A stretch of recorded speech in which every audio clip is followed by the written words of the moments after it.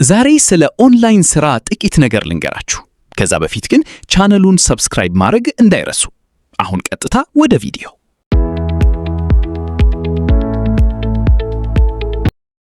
ኦንላይን ስራ በቤት ሆኖ በኢንተርኔት የሚሰራ የገቢ ምንጭ ነው።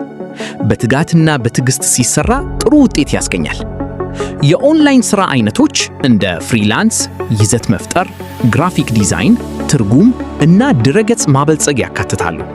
ለስኬታማ ኦንላይን ስራ የኮምፒውተር ዕውቀት፣ የኢንተርኔት ግንኙነት እና የጊዜ አስተዳደር በጣም አስፈላጊ ናቸው።